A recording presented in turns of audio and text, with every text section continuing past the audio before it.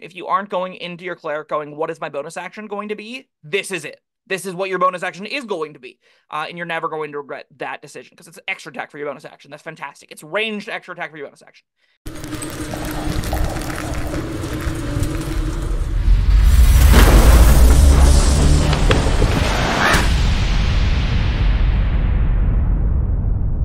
Hello, friends. Robert Bevan here, author of the Caverns Creatures series of comedy fantasy novels and short stories. With me is Sam West, and today we're talking about the spell Spiritual Weapon. Oh, it's a spiritual karate hand. This is, I think, the most iconic cleric spell. I really think like if you've played this game for 5 or more levels of the cleric in the party, you will, and it's like you're specifically at people that are playing the game for the first time. You will absolutely see the spell. You will learn this spell. It will feel awesome in your party a lot of the time. It's iconic. It's got flavor wins. It's powerful. I love this thing. Yeah, it's cool. It Um, also has a really bizarre decision is they didn't give this thing concentration for some reason, and that makes it even more juiced than it probably has any right to be. But we'll talk I'm about not it once we complaining. finish it. Yeah, me neither. This is a second level bonus action cast time, 60-foot range cleric spell, as mentioned before. Life domain, war domain, and then also the Conquest Paladins get this, which is notable because again, it doesn't have concentration. So if you're a paladin and you want spiritual weapon, the Conquest is as your back. That's really good. Again, cast time is bonus action. Minute duration. You create a floating spectral weapon within range that lasts for the duration or until you cast the spell again. When you cast the spell, you can make a melee spell attack against a creature within 5 feet of the weapon. On hit, the target takes force damage equal to a d8 plus your spellcasting ability modifier. As a bonus action on your turn, you can move the weapon up to 20 feet and repeat the attack against a creature within 5 feet of it. The weapon can take whatever form you choose. Clerics of deities who are associated with particular weapons, as St. Cuthbert is known for the mace and Thor for his hammer, make the spell's effect resemble that weapon. At higher levels, and this is actually relevant here, I think. When you cast a spell using a slot of 3rd level or higher, the damage goes up by a d8 for every 2 slots above 2nd, which means 4th level slots you consider using this to get the 2d8. I think once you get to 6th level slots, you're like, no thanks. But I I don't know. do Even think a there'll be, even a fourth level slot seems a bit much. you might be surprised. I think that it is close, especially if you know an encounter is going to go long. I think this, because it doesn't have concentration, there's a That's true. really amount of meaningful time where like this is just a bonus action you're happy to throw out into the world, and you can do other things the same turn as your action, like channel divinity, like do attack rolls, like every other thing that you want to do as a cleric. So Clerics don't generally have a lot to do with their bonus actions, do they? that's why this is such an iconic cleric spell, Yeah. because this is what you do with your bonus action as a Okay. clerik.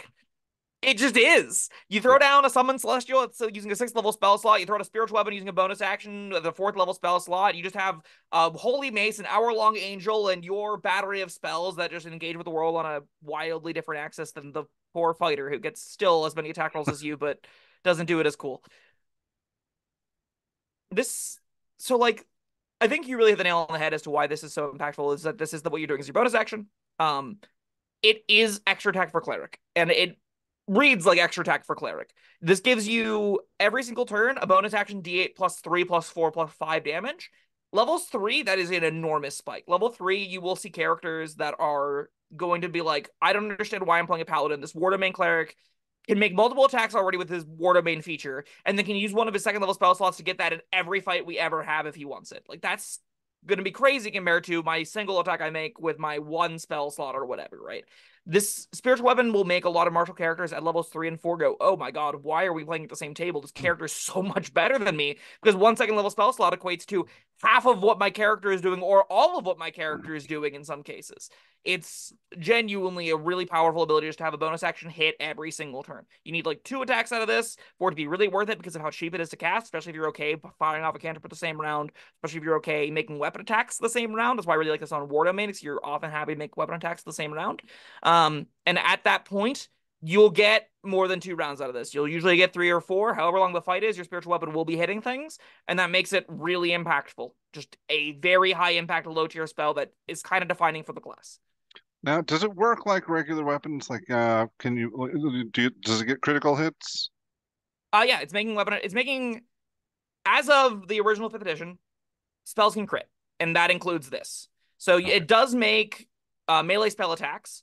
Those spell attacks currently can critically hit. So if you roll 20, you roll 2d8 plus your spellcasting ability modifier. Or, sorry, d8 times 2 plus your spellcasting ability modifier. I think it's the rules as written. I'm going to double check, though, because It might be have been just like a house rule that I've been played with for so long that I have I just found the internet. They agree with me. You can critically hit with spells. Okay, great. All right. What about combining it with other spells like that would normally affect regular weapons? I don't know, booming blade or fire something, Green flame blade. whatever. Huh? Green flame blade. No, this is Maybe. not a weapon in any sense Okay. mechanically. Yeah. This is a spell attack that's being made over and over and over again. All You right. could That equate was my this. question. Yeah, this is honestly kind of closer to like having a repeated barrage of spells. Like it's kind of close to Crown of Stars in that it's a Hmm. spell attack being made over and over again. It will only scale with things that care about spell attack rolls. It doesn't care at all about the weapon nature of it because it's not a weapon. And so it also doesn't occupy a space then. No, is my general consensus. Like it can't be interacted with in any way, shape, or form. It is spectral, so but that means it exists in three-dimensional space. You can put it inside a creature spaces and attack that creature, to my knowledge. It doesn't say anything about it can't take up other things spaces, because again, it's spectral. So you Um, could stick this inside the ogre and have it spin around, and that would be a you still make the attack rolls and everything, of yeah. course, but that is mechanically, from all what I can tell, all above board. I was Commoners, let me thinking know if more that's not the like case. attacks of opportunity. It doesn't you don't can't use reaction to attacks to do with Right. anything. It's Yeah. not a weapon for that purpose. Yep. All right. That's why I asked. Hmm. It's good we get this all things spiritual weapon clarified. Um, this is the kind of effect that doesn't scale super duper well into the upper tiers. I don't think that's a problem because clerics get higher level spell slots though, so you're going to be having giant fiery impactful things to do without that much issue. And if you aren't finding other things to do with your bonus action, you'll still fall back to this, like I Yeah, suggested you earlier. might as well. Yeah. It's really cheap to set up. The fact that it's a bonus action cast time that immediately gives you attack roll makes me go, oh, there's almost no reason if I was going to cast a cantrip not also cast this, right? There's almost no reason for me to throw this out as in the first round of every combat if I have anything else to do with my action. Now there will be some fights where you'll want to set up your, summon celestial first. You'll want to throw out a blade barrier, or you'll want to get a bigger splashier effect down instantly. You'll want to engage a fight like something gets the drop on you, or you're just thrown into an encounter. You don't have any kind of prep. You will just want to throw up a higher level spell, I think, more often than you'll want to set up a spiritual weapon. I do think it won't be that hard to find a round where you're happy going, great, spiritual weapon here, throw an 11th level sacred flame, as in your level 11, and you get the bonus damage from the sacred flame out. You'll get the double dip. Every round after that's empowered in a major fashion, especially in a longer fight. As long as you get this thing down like the second, third round of most fights that last even like 6 rounds, you're probably getting enough to justify the cast. It's really solid. And again, the upcasting being able to use the 4th level slot does genuinely make up a lot of room in the upper tiers where you're doing 2d8 plus Wismod instead. So you just need like 3 rounds out of it to get 68 bonus action damage. That's great. That's also alongside everything else you're spending your actions on, and you're not ever having to worry about it going down. Yeah, that is pretty great. What? You're probably right. It's probably worth it, but I'd still feel a little iffy using a fourth level slot for that. I think like But at 7th level, I will agree with you because it's your highest level slot that you got. The yeah, moment you have 5th, 6th, 7th level slots, it starts feeling a lot cheaper. It feels like, oh, I've got 3 of these. I don't really need another banishment here. Throw out a spiritual weapon, right? Or if I already have a banishment up, I don't have anything else to concentrate on. I don't want to use an upper level concentration slot or anything like that. I got bigger, more impactful things to do later. Spiritual weapon comes right out and takes one of those 3 4th level slots you get. Like or I have it's several really enemies, so I'm easy. going to be using an upper level slot for my banishment anyway.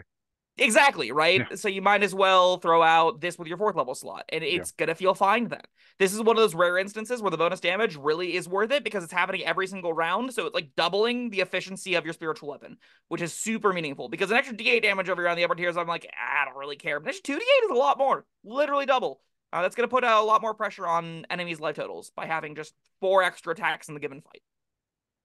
Again, it always just costs a bonus action, man. The action cost of this is so low, so unbelievably low. I can't stress that enough. Yeah, and really the eventually the spell slot cost as well. Yeah, and like even at third level, it will be the best second level spell you have almost always. Like Yeah. it isn't. I say that it isn't going to do the things to encounters that some big splash area effect spells will. Right? You'll hear us talk about spells like Fear and Slow. And not at least Fear. Slow is contested on this channel as far as its viability. But there are big splash effects like Hypnotic Pattern at third level where like it takes a lot of things out of a fight. This isn't that kind of powerful. No. This is a consistent battery of damage that is incredibly inexpensive so I would equate it more to something like shield than I would equate it to something like again, the fears, the fireballs, the giant splashy instantaneous kinds of effects. Right. This isn't going to warp encounters nearly in the same ways, and it's not going to auto win an encounter, but it is a massive, really cheap and accessible boon to your sheet that I think literally every cleric can benefit from having access to. Even if you don't want this every fight, you're going to want this in a lot of fights. And Here, if you ever get prep rounds, it's so easy to put this down. If you only make 2 bonus action attacks with it, that's still fine because the cost is so unbelievably cheap. yeah, you're gonna want it a lot more after your DM gets sick of you using fear and hypnotic pattern and starts adjusting the encounters. They're sort of throwing a lot more undead at you and that kind of Yeah. stuff, right? Yeah, I especially like if you aren't going for optimization, if you aren't going into your cleric going, what is my bonus action going to be? This is it. This is what your bonus action is going to be. And you're never going to regret that decision because it's extra attack for your bonus action. That's fantastic. It's ranged extra attack for your bonus action. I That's do think true. it's worth Yeah. mentioning that the 20-foot speed is fairly slow. So where you set this up does matter. You don't necessarily want to like enter a fight, throw this on something before they can engage you. They move 30 feet. Now your spiritual weapon is kind of like out there floundering, unable to come help. You do want to put this in a position where it is going to be able to regularly move from target to target to target. So wider open spaces. You want to find ways to congest enemies together to make sure you're getting the most juice out of this. I like that there's that little hiccup for it. I like that there are ways that DMs can make spiritual weapon a little bit worse by spreading out encounters. Mm. So, there's a little bit of counterplay there. You're going to want to keep that in mind whenever you're setting this thing up. But I don't think it's going to be an issue for the vast majority of fights you're in, where you'll be able to keep this thing moving around and hitting things as the encounter progresses. All right. One more thing. Mhm. This is a spell. Does it deal magic damage? Yes, it deals So radiant damage as well. So this is no, technically, so it's force damage, right? yeah, maybe it's force damage. It Force sounds like damage. it's right. But Yeah, I'm force saying, can damage, it hit correct. something that can only be hit by magical weapons? Uh, so the creatures that you're talking about, for my guess, is creatures that have immunity or resistance to weapons dealing non-magical damage. Yes. Though that quantifier is for bludgeoning, slashing, piercing damage and weapons only. This again isn't a weapon, Uh, so this is going to damage them normally. It's hard. I do think it's somewhat meaningful to make sure that differentiation is noted, but like, yes, this hits werewolves the way you'd expect it to hit werewolves. all right. I I probably should stop asking the same question over and over again, but I want to make sure we got all our bases covered. Sure, absolutely. I did also want to quickly mention the bonus action cast time rules. Spells cast with a bonus action is especially swift. You must use a bonus action to turn to cast a spell, provided the spell hasn't so you haven't already taken a bonus action. You can't cast another spell during the same turn, except for a cantrip with a cast time of 1 action. That is the quantifier for bonus action casting spells. So if you cast spiritual weapon, you cannot also in the same turn cast a first level spell, a second level spell, a third level Mhm. spell. But you can cast cantrips as long as it takes exactly your action. Figure I would mention that because that might be a question that comes up whenever casting bonus action spells. Yeah, actually, that is a question that came up to me when you were talking about this sort of thing earlier in the video, and I forgot to ask it. Well, there we go. Now we've Yeah. touched on it. All right. Well, I think we covered all our bases there. Oh, we got to rate it. I don't think it's quite a 5 out of 5. It is still kind of just an extra attack. I think a 4 is probably fair for this thing. Just an extra attack It does a lot of for damage. for a class that doesn't get extra attack. I don't know. I think that's 5 out of 5 for me. It is really impactful, especially level 3. I think level 4, like where shield is going to be a problem and becomes more of a problem as the game progresses. I don't think that's quite the same case for spiritual weapon. I do think this thing falls off quite a bit. The extra damage is going to feel a lot less impactful as you get to levels, 7, 8, 9, 10. Hmm. At level 3, I agree this is game warping, so I guess maybe sure, I'll give it a 5. It I is mean, my 5 is based on okay, it's like super impactful in the beginning, but it's still very usable later on. that is a really good point. This is incredibly usable with a 4th level spell slot and like 11, 12th level. It's not something I don't think you're casting it every fight. So I don't necessarily think this is something you're going to always lean on because you might really just need, I need a 7th level spell here, I need an 8th level spell here, I need a 6th level spell here, I need a 6th level spell here, and you just don't have time to set this up. That is going to be a real case that happens later. All Again, right, it is all still right. really accessible in other encounters that it's not going to be a huge deal that you prepared it. But when you're that high of level, all right, I'm casting spells. If for any round I decide, all right, I'm just gonna smack him with my mace, then I'm definitely casting the second level version of this because I got the spells to spare. You're definitely getting the 4th level version of this in that Well, I'm window, saying yeah. if If I'm casting that many spells, though, I might be running short on fourth level spell slots. Oh, maybe. It also, this might be the situation, right, where like, I At think this least actually, second level is what I'm saying. so like something to its disservice, healing word is a bonus action, and you will use healing word to get people up. That is going Yeah. to compete with this slightly, and that is also kind of when the rounds would be that you would want to set this up because like, oh, this is get somebody up, and then I'll cast something meaningful. They both compete with the same slots. It's a little bit clunky there. Mm. Just something to mention, like you can't spiritual weapon the same time you're getting people up. Just keep that in Yeah. mind if you're going for the setup for this thing. But I do agree, like if you get to a point where you are actually grinding out of resources, which doesn't happen that often in the upper tiers. I do think this becomes a little bit more relevant. It gets you a lot more juice out of your sheet. You can just set this down in the middle of a fight and be like, I'm gonna be casting cantrips, we're gonna conserve some resources. I'm gonna only use like a spell every other round. This is gonna take us through the rest of the way. That's pretty solid. All right. Well, that was Spiritual Weapon. Thank you, Sam, and thank you, everyone, for joining us. Let us know what you think down in the comments. Like, subscribe, and we will see you next time. Goodbye.